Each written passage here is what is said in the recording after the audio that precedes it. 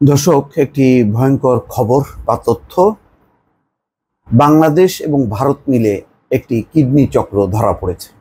তারা বাংলাদেশ থেকে রোগীদেরকে প্রলুব্ধ করে ইন্ডিয়ায় নিয়ে যেত।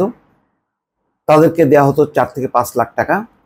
সেই কিডনি তারা 25 থেকে 30 লাখ টাকায় বিক্রি করে বা এই টাকার বিনিময়ে তারা অন্য রোগীর শরীরে সেটি প্রতিস্থাপন করা হতো, যেটি একেবারেই আইন বহির্ভূত কর্মকাণ্ড। সেই কাজটি ধরা পড়েছে সম্প্রতি এবং দিল্লিতে অ্যাপোলোর একজন চিকিৎসক গ্রেপ্তার হয়েছে এই কাজে।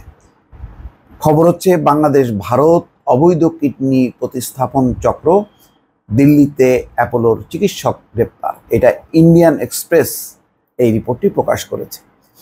অবৈধভাবে কিডনি প্রতিস্থাপনের একটি চক্রের সঙ্গে জড়িত থাকার অভিযোগে এক চিকিৎসককে গত সপ্তাহে গ্রেপ্তার করেছে দিল্লি পুলিশ। চক্রটি বাংলাদেশ ও ভারত উভয় দেশে সক্রিয়। গ্রেপ্তার চিকিৎসকের নাম বিজয়া কুমারী, যার বয়স 50। তিনি দিল্লির ইন্দ্রপ্রস্থ অ্যাপোলো হাসপাতালে কাজ করে আসছিলেন। তাকে সাময়িকভাবে বরখাস্ত করা হয়েছে। পুলিশ বলছে, চক্রটির সঙ্গে যুক্ত একমাত্র চিকিৎসক বিজয়া। তিনি 2021 থেকে 2023 সাল পর্যন্ত নয়ডার বেসরকারি ইয়ারথার্থ হাসপাতালে 15 থেকে 16টি কিডনি প্রতিস্থাপনের কাজ করেছেন। নথিপত্রের তথ্য অনুযায়ী বাংলাদেশি রোগীদের দিল্লির বড় হাসপাতালগুলোয় অঙ্গ প্রতিস্থাপনের জন্য প্রলুব্ধ করত চক্রটি।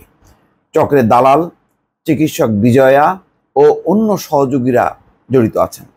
চক্রে জড়িত 3 বাংলাদেশিকে গত মাসে গ্রেপ্তার করা হয়। হয়তো তাদের তথ্যের ভিত্তিতেই এই অ্যাপোলো হাসপাতালের চিকিৎসককে বরখাস্ত করা হয়েছে বা আটক করা হয়েছে। চক্রটি নয়াদিল্লিতে অবস্থিত বাংলাদেশ হাই কমিশনের নামে জাল নথি তৈরি করত।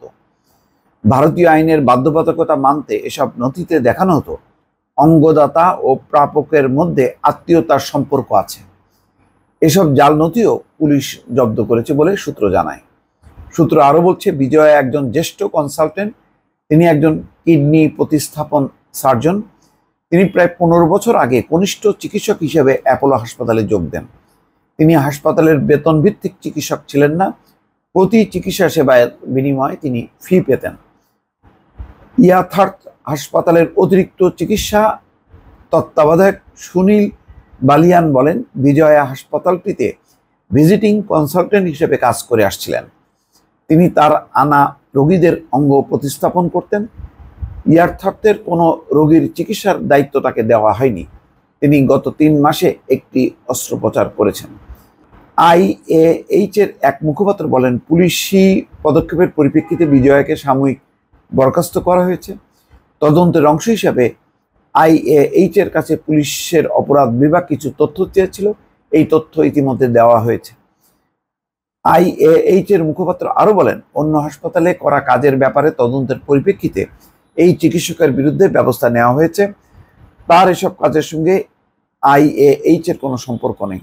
সূত্র বলছে, বাংলাদেশের রাসেল, মোহাম্মদ সুমন মিয়া, ইফতি ও ত্রিপুরার রতীশ পাল নিজ নিজ এলাকা থেকে সম্ভাব্য কিডনি দাতাদের অর্থের প্রলোভন দেখিয়ে দিল্লিতে আনতেন।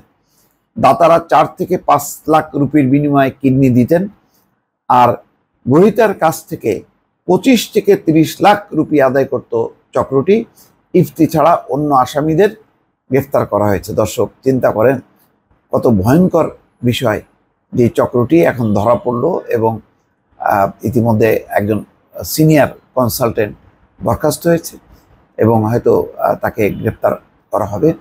এবং এই সূত্র ধরে কিডনি পাচার চক্রের আরও যারা আছে বিভিন্ন চক্র, নিশ্চয়ই সেগুলো যদি উদ্ঘাটিত হয় তাহলে এই ভয়ঙ্কর একটি অপরাধ দমন করা সম্ভব বলে অনেকে মনে করছে। দর্শক, ভালো থাকবেন। আল্লাহ হাফেজ।